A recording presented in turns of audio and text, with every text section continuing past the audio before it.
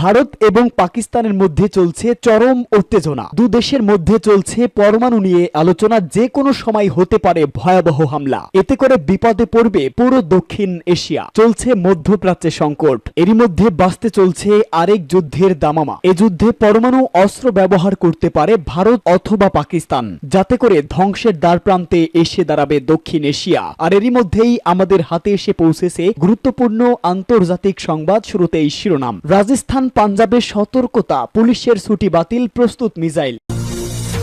পরেই জানাবো এবার ভারতের 15 শহরে ক্ষেপণাস্ত্র হামলা পাকিস্তানের। জানাবো পাকিস্তানি বাহিনীর গুলিতে 50 ভারতীয় সেনা নিহত।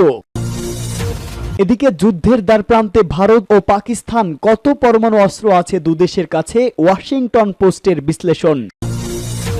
সর্বশেষ জানাবো পুতিন কি ইউক্রেন ইস্যুতে ট্রাম্পকে নিয়ে খেলছেন। এতক্ষণ শুনছিলেন সংবাদ শিরোনাম, এবারে বিস্তারিত। তবে তার আগে প্রতিদিনের আপডেট আন্তর্জাতিক সংবাদ সবার আগে পেতে ভিডিওটিতে একটি লাইক দিয়ে চ্যানেলটি সাবস্ক্রাইব করার অনুরোধ রইল। জানিয়ে দিন কোন স্থান থেকে আমাদের সংবাদ শুনছেন অথবা দেখছেন।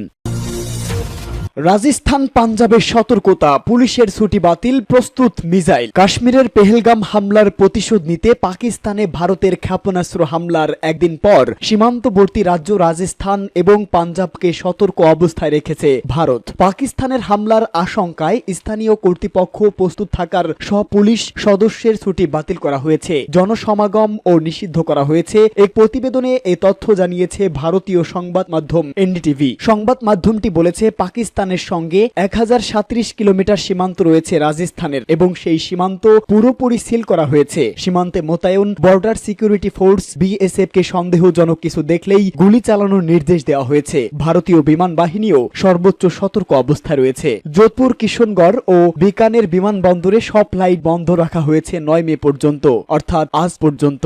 আকাশপথে যুদ্ধ বিমান টহল দিচ্ছে। মিসাইল প্রতিরক্ষা ব্যবস্থা চালু করা হয়েছে বলে জানা গেছে। গঙ্গানগর থেকে কচ্ছের রন পর্যন্ত সুখোই 30 MKI যুদ্ধ বিমানগুলো টহল দিচ্ছে। বিকানের, শ্রীনগর, জয়সালামের ও বার্মের জেলায় স্কুল বন্ধ এবং চলমান পরীক্ষা স্থগিত করা হয়েছে। পুলিশ ও রেলওয়ে কর্মীদের ছুটি বাতিল হয়েছে। সীমান্তবর্তী গ্রামগুলোতে সতর্কতা বাড়ানো হয়েছে এবং জরুরি পরিস্থিতিতে মানুষকে সরিয়ে নেওয়ার প্রস্তুতি রাখা হচ্ছে। এছাড়া সীমান্তের কাছে অ্যান্টি ড্রোন সিস্টেমও সক্রিয় করা হয়েছে বলে জানিয়েছে এনডিটিভি। জয়সালামের ও যোধপুরে রাত 12টা থেকে ভোর 4টা পর্যন্ত ব্ল্যাক আউটের নির্দেশ জারি করা হয়েছে। মূলত ব্ল্যাক আউট অত্যাধুনিক উচ্চগতির যুদ্ধ বিমানের জন্য সমস্যা তৈরি করে, যার ফলে নির্দিষ্ট লক্ষ্যবস্তুতে আক্রমণ করা পাইলটদের জন্য কঠিন হয়ে পড়ে। এছাড়া পাঞ্জাবেও একই রকম সতর্কতা জারি করা হয়েছে। রাজ্যটিতে পুলিশ সদস্যদের সব ছুটি বাতিল এবং জনসমাবেশে নিষেধাজ্ঞা দেওয়া হয়েছে। মুখ্যমন্ত্রী ভগবন্ত মান সমস্ত সরকারি কর্মসূচি বাতিল করেছে সীমান্তে উত্তেজনার কারণে। এর আগে পাকিস্তানের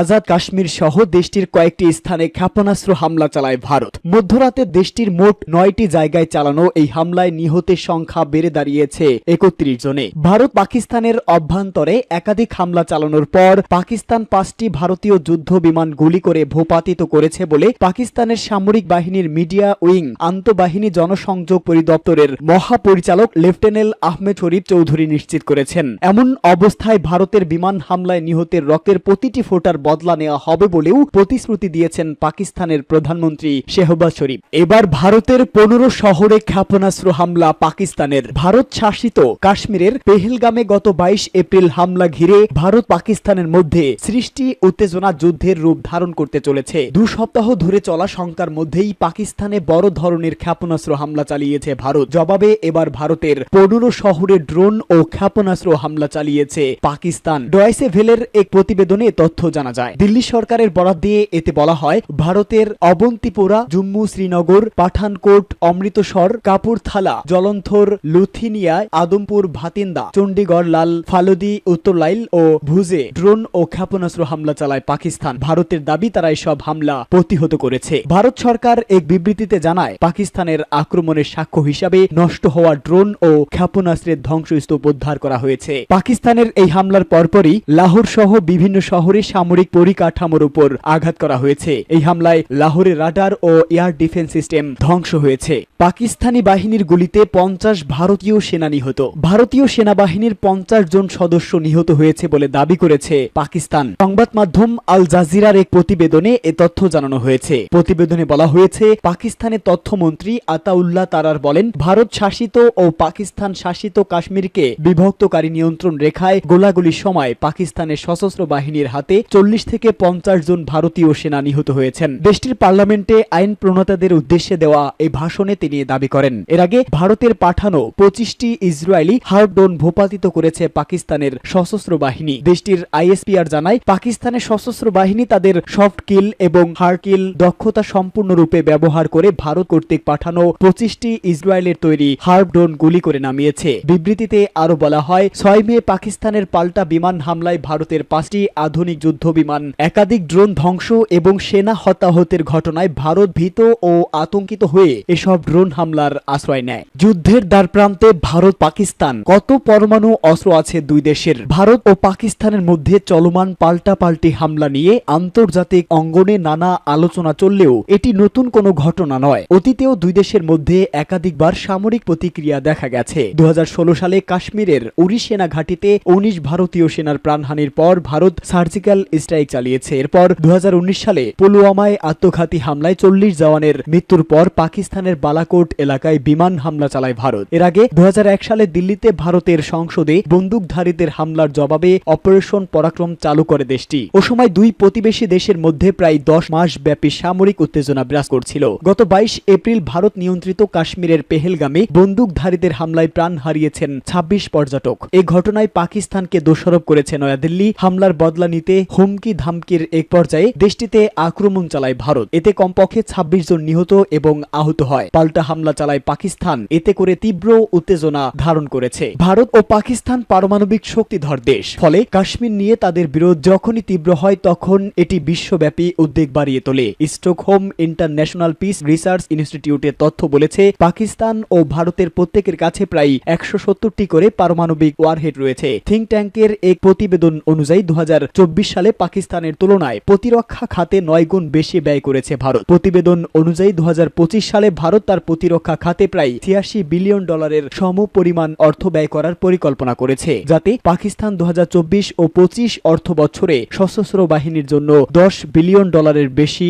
পুতিন কি ইউক্রেন ইস্যুতে ট্রাম্পকে নিয়ে খেলছেন? রাশিয়া যুক্তরাষ্ট্রকে তাদের দৃষ্টিভঙ্গি মেনে নিতে ও প্রচার করতে বাধ্য করেছে বলে দাবি করেছে এক ইউক্রেনীয় সামরিক বিশ্লেষক, অবসরপ্রাপ্ত লেফটেন্যান্ট জেনারেল ইহোর রোমানেস্কো। তিনি বলেন, রাশিয়া ইউক্রেন যুদ্ধ কিভাবে শেষ হওয়া উচিত তা নিয়ে যুক্তরাষ্ট্রের অবস্থান আসলে রুশ প্রেসিডেন্ট ভ্লাদিমির পুতিনেরই চাপানো বয়ান। ইউক্রেনের সশস্ত্র বাহিনীর সাবেক ওই উপপ্রধান বলেন, পুতিন আর বয়ান ট্রাম্পের উপর চাপিয়ে দিয়েছে। ট্রাম্প এখন তার পুনরাবৃত্তি করেন, কার্যকর করতে চান এবং ইউক্রেনকে ভয় দেখান, এই বলে চাপে ফেলেন যে দেশটি ইতোমধ্যেই এক বিপজ্জনক পরিস্থিতির মধ্যে রয়েছে। যদিও পশ্চিমা কিছু বিশ্লেষক এ বিষয়ে ভিন্ন মত পোষণ করেছেন। জার্মানির ব্রেমেন বিশ্ববিদ্যালয়ের গবেষক নিকাইল মিত্রখিন বলেন, এক্ষেত্রে পুতিন নিজেকে নিয়েই খেলছেন। আলোচনা ব্যর্থ হয়েছে উভয় পক্ষের কারণে। তবে জেলেনস্কি নৈতিকভাবে এগিয়ে গেছেন, কারণ তিনি আরো দীর্ঘ অস্ত্রবিরতির প্রস্তাব দিয়েছেন। ট্রাম্প তার প্রতি মোটামুটি সন্তুষ্ট। পুতিন সম্প্রতি 3 দিনের একটি সাময়িক যুদ্ধবিরতি ঘোষণা করেছেন, যা